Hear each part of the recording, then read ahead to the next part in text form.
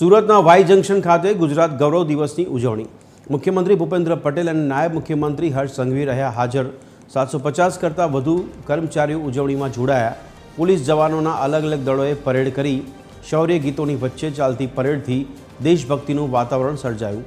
ગરબા, ડાંગી નૃત્ય જેવા પારંપરિક નૃત્ય સાથે ઉજવણી કરવામાં આવી.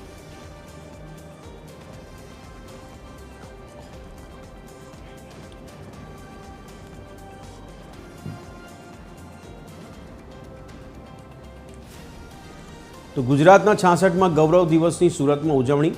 સ્થાપના દિવસની રાજ્યકક્ષાના કાર્યક્રમની ઉજવણી. મુખ્યમંત્રી, રાજ્યપાલ, નાયબ મુખ્યમંત્રી સહિતના લોકો ઉપસ્થિત. ડુમસ સી ફેસ ખાતે સાંસ્કૃતિક કાર્યક્રમનું આયોજન કરાયું.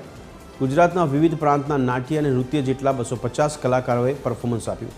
ગુજરાતી ફિલ્મ સ્ટારો પણ આ કાર્યક્રમમાં રહ્યા ઉપસ્થિત.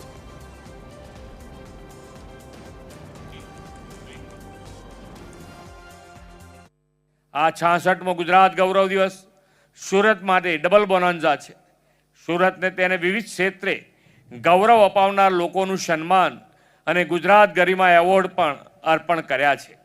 આજે જેને જેને એવોર્ડ મળ્યા છે એ બધાને પણ ખૂબ ખૂબ અભિનંદન સાથે શુભેચ્છાઓ પાઠવું છું. આજે સવારે દક્ષિણ ગુજરાતની વાઇબ્રન્ટ રિજિયનલ કોન્ફરન્સની પણ અહીં શરૂઆત થઈ છે. આ VGRC સમગ્ર દક્ષિણ ગુજરાતના ઉદ્યોગ, વેપાર, હસ્તકલા, કારીગરી, ટ્રાઇબલ આર્ટ એન્ડ કલ્ચરને ગ્લોબલ પ્લેટફોર્મ આપનારી બનશે. અને મને 100% વિશ્વાસ છે કે આપણે આ અદ્ભુત સુરત મહાનગરપાલિકાએ આ અદ્ભુત જ્યારે અહીંયા વ્યવસ્થાઓ ઊભી કરી હોય, આ ડુમસ સી ફેસ નવું બનાવવાથી સાહેબ બીજા દિવસથી અહીંયા 50,000 70,000 નાગરિકો આવે. આ બધી જ વ્યવસ્થાઓ રાજ્ય સરકાર તમારા માટે બનાવે છે, પણ આ વ્યવસ્થાઓને ટકાવવાની જવાબદારી એ રાજ્યના પ્રત્યેક નાગરિકોની છે. સ્વચ્છતા કર્મી ફરતા હોય એટલે આપણે એના માટે કામ વધારવાનું નથી.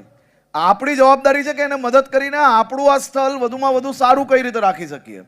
આજે મુખ્યમંત્રીશ્રીએ બી આ સ્થળ જોઈને આખી ટીમને અભિનંદન આપ્યા, પણ આપણે 5-10 વર્ષ પછી બી મુખ્યમંત્રીશ્રી પાછા અહીંયા આવે ત્યારે સ્થળ આવું ને આવું કઈ રીતે રહે તેનો બી સંકલ્પ લેવો જોઈએ. औद्योगिक क्षेत्र में यहाँ कुछ नहीं था, सड़कें नहीं थी, बिजली नहीं थी, किसान के लिए पानी की व्यवस्था नहीं थी. ऐसा अवस्था वाला प्रदेश, गुजरातियों की मेहनत, इस देश के यशस्वी प्रधानमंत्री जी का अथक प्रयास और दिग्दर्शन, रात दिन नई नई नीतियां बना करके प्रदेश को आगे बढ़ाने का अभियान रंग लाया. आज प्रसन्नता होती है कि इतना बड़ा भारत देश है, उसमें नंबर 1 की स्थिति में कोई प्रदेश है तो आज गुजरात को इस रूप में हम देखते हैं.